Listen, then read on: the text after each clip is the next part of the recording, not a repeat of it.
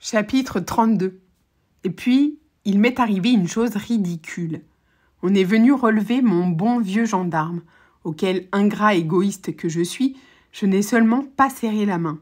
Un autre l'a remplacé. Homme à front déprimé, des yeux de bœuf, une figure inepte. Au reste, je n'y avais fait aucune attention. Je tournais le dos à la porte, assis devant la table. Je tâchais de rafraîchir mon front avec ma main et mes pensées troublaient mon esprit. Un léger coup, frappé sur mon épaule, m'a fait tourner la tête. C'était le nouveau gendarme avec qui j'étais seule. Voici à peu près de quelle façon il m'a adressé la parole. « Criminel, avez-vous bon cœur ?»« Non, lui ai-je dit. » La brusquerie de ma réponse a paru le déconcerter. Cependant, il a repris en hésitant. « On n'est pas méchant pour le plaisir de l'être. »« Pourquoi non ?» ai-je répliqué. « Si vous n'avez que cela à me dire, laissez-moi. Où voulez-vous en venir ?»« Pardon, mon criminel, a-t-il répondu. 2 mots seulement. Voici. Si vous pouviez faire le bonheur d'un pauvre homme et que cela ne vous coûtât rien, est-ce que vous ne le feriez pas ?» J'ai haussé les épaules. « Est-ce que vous arrivez de Charenton ? Vous choisissez un singulier vase pour y puiser du bonheur. Moi, faire le bonheur de quelqu'un. » Il a baissé la voix et pris un air mystérieux, ce qui n'allait pas à sa figure idiote. « Oui, criminel, oui, bonheur, oui, fortune. Tout cela me sera venu de vous. Voici, je suis un pauvre gendarme.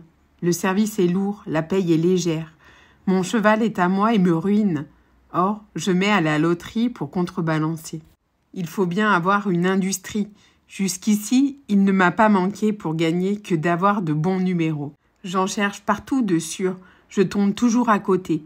Je mets le 76, il sort le 77. J'ai beau les nourrir, ils ne me viennent pas. Un peu de patience, s'il vous plaît. Je suis à la fin. Or voici une belle occasion pour moi. Il paraît, pardon criminel, que vous passez aujourd'hui. Il est certain que les morts qu'on fait périr comme cela voient la loterie d'avance. Promettez-moi de venir demain soir. Qu'est-ce que cela vous fait ? Me donner 3 numéros, 3 bons. 1.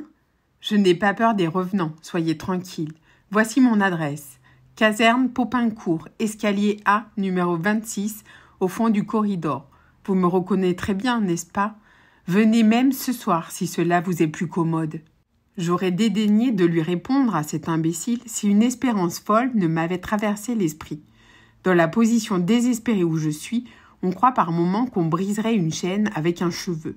« Écoute, lui ai-je dit en faisant le comédien autant que le peut faire celui qui va mourir. Je puis en effet te rendre plus riche que le roi, te faire gagner des millions, à une condition. » Il ouvrait des yeux stupides. « Laquelle ? Tout pour vous plaire, mon criminel. Au lieu de 3 numéros, je t'en promets 4. Change d'habit avec moi. » Si ce n'est que cela, s'est-il écrié en défaisant la première agrafe de son uniforme. Je m'étais levé de ma chaise. J'observais tous ses mouvements. Mon cœur palpitait. Je voyais déjà les portes s'ouvrir devant l'uniforme de gendarme et la place et la rue et le palais de justice derrière moi. Mais il s'est retourné d'un air indécis. « Ah ça, ce n'est pas pour sortir d'ici !» J'ai compris que tout était perdu. Cependant, j'ai tenté un dernier effort, bien inutile et bien insensé. « Si fait, lui ai-je dit, mais ta fortune est faite. » Il m'a interrompu. « Ah bien non, tiens, et mes numéros. Pour qu'ils soient bons, il faut que vous soyez morts. » Je me suis rassis, muet, et plus désespéré que toute l'espérance que j'avais eue. Chapitre 33. J'ai fermé les yeux et j'ai mis les mains dessus, et j'ai tâché d'oublier le présent dans le passé. Tandis que je rêve, les souvenirs de mon enfance et de ma jeunesse me reviennent un à un, doux, calmes, riants, comme des îles de fleurs sur ce gouffre de pensées noires et confuses qui tourbillonnent dans mon cerveau. Je me revois enfant, écolier rieur et frais, jouant, courant, criant avec mes frères dans la grande allée verte de ce jardin sauvage où ont coulé mes premières années. Ancien enclos de religieuse qui domine de sa tête de plomb le sombre dôme du Val-de-Grâce. Et puis, 4 ans plus tard, m'y voilà encore, toujours enfant, mais déjà rêveur et passionné. Il y a une jeune fille dans le solitaire jardin. La petite Espagnole, avec ses grands yeux et ses grands cheveux, sa peau brune et dorée, ses lèvres rouges et ses joues roses, l'Andalouse de 14 ans, Pepa. Nos mères nous ont dit d'aller courir ensemble. Nous sommes venus nous promener. On nous a dit de jouer et nous causons, enfants du même âge, non du même sexe. Pourtant, il n'y a encore qu'1 an, nous courions, nous luttions ensemble. Je disputais à Pépita la plus belle pomme du pommier. Je la frappais pour un nid d'oiseau. Elle pleurait, je disais « c'est bien fait ». Et nous allions tous deux nous plaindre ensemble à nos mères, qui nous donnaient tort tout haut et raison tout bas. Maintenant, elle s'appuie sur mon bras et je suis tout fière et tout émue. Nous marchons lentement, nous parlons bas. Elle laisse tomber son mouchoir, je lui ramasse. Nos mains tremblent en se touchant. Elle me parle des petits oiseaux, de l'étoile qu'on voit là-bas, du couchant vermeil derrière les arbres, ou bien de ses amis de pension, de sa robe et de ses rubans. Nous disons des choses innocentes et nous rougissons tous deux. La petite fille est devenue jeune fille. Ce soir-là, c'était un soir d'été, nous étions sous les marronniers au fond du jardin. Après un de ces longs silences qui remplissaient nos promenades, elle quitta tout à coup mon bras et me dit « Courons !» Je la vois encore. Elle était tout en noir, en deuil de sa grand-mère. Il lui passa par la tête une idée d'enfant. Pepa redevint Pépita. Elle me dit « Courons !» Et elle se mit à courir devant moi avec sa taille fine comme le corset d'une abeille et ses petits pieds qui relevaient sa robe jusqu'à mi-jambe. Je la poursuivis, elle fuyait, le vent de sa course soulevait par moments sa pèlerine noire et me laissait voir son dos brun et frais.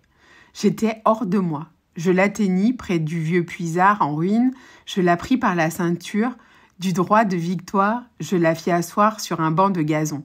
Elle ne résista pas.